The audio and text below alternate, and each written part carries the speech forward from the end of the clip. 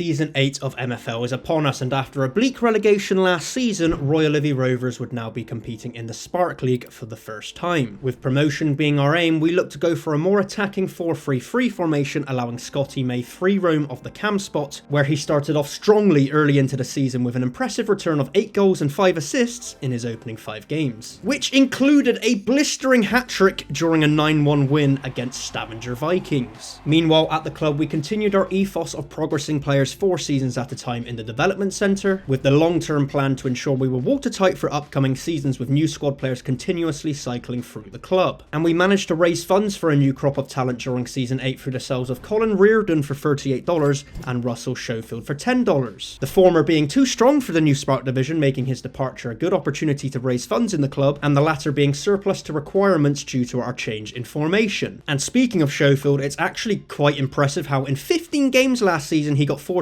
yellows and 5 reds for us, but in the same amount of time for his new club he is yet to pick up a card of any kind. Clearly the management must have been the problem. We continued to secure some strong wins during the season, including a 10-0 demolition against Guyana Talento thanks to hat-tricks from our entire front line, as well as 6-0 wins against Warrington, Wolves and Klopskrieg. None of this would ensure HMS Pista League was in full flow, however. We were still stuck at the port, as 2 losses after 10 games meant we found ourselves second in the table, embroiled in a close title fight with our upcoming opponents, Kumba Lions. Their keeper held an early chance from Scotty May before Stefan Hooper, the Lord and Saviour, fired a glorious opportunity past the post. Ruining missed chances was not an emotion we wanted to undertake, however, and after further peppering the Kumba Lions goal, Scotty May jumped onto a Stefan Hooper rebound to give us a 1-0 lead in our biggest game of the season. Hooper's pace and agile movement up top would then end up proving to be too much for the Kumba Lions backline, shimmying past the defensive line before rounding the goalkeeper to give us a 2-0 cushion. Zapata in the opposing sticks would prove pivotal in giving the opponents any chance of staging a comeback,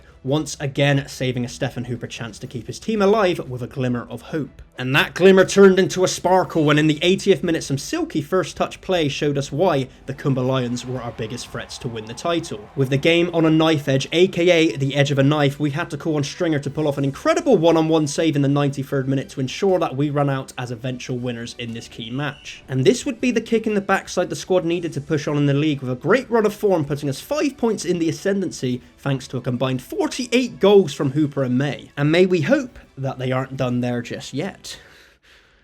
Sorry for that terrible joke, jeez. Players continued to progress at a steady rate in the development centre, with the main squad perhaps slightly stalling due to the easier competition in the league. As for the cup, yeah, well, we don't like to talk about the cup around here. Resting key players to regain condition proved no issue for us either when new midfield maestro Hancock got his first goal for the club, with up front understudy Brendan Ball showing he can still compete with the big guys and net goals when called upon. And as a club we continued to decimate the league, including a 6-2 win against Heist FC where Scotty May popped up with an important hat-trick, with all of this culminating in a 5-1 victory on the final day of the season thanks to 4 goals from the MFL Lord and Saviour Stefan Hooper. And lads and ladies, I'd love to make this all dramatic and everything, but I'm going to be honest, we've absolutely pissed the league for fun this season. There's not an ounce of drama to be had. And look at this, we've even got a nice little graphic to celebrate our title win back to the Ice League. Woo!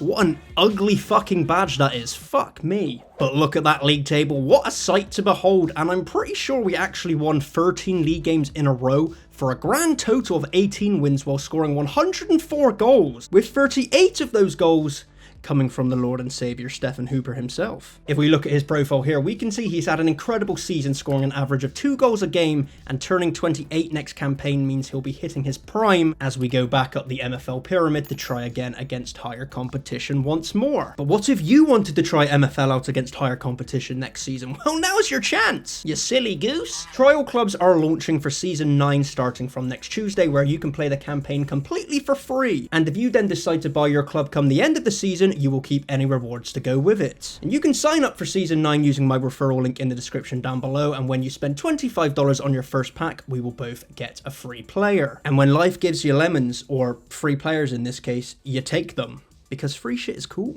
We continue to add players to our club to aid our squad depth for next season to compete on all fronts, including the cup, that's right, as we've signed Simon Morton as a cheap addition with decent all-around stats to cover for Scotty May in the cam spot. Next season we plan to retain the same bulk of the squad, sticking with the 4-3-3 attacking formation, where we have a dangerous front four that can cause any team at our new level problems, with a stable midfield in behind them, where we are perhaps looking for a new centre midfielder to break through and replace the soon-to-be 34-year-old Ross McGowan. A solid backline and goalkeeper chaperone at the back, which gives us chances of staying in any matches next season. And now with conditional match plans on the way, we're going to have even more ways to compete, being able to chase when we're behind more aggressively, or perhaps shut up shop in full Brexit style to preserve a tight lead. Meanwhile, we continue to stack MFL in the account to strengthen in the future through the pack market when the squad starts aging out. But until the time calls for that, it's in the Brexit lads that we trust, and we have to back them to fight for back-to-back promotions. And I'll catch you in Season 9, because I love you.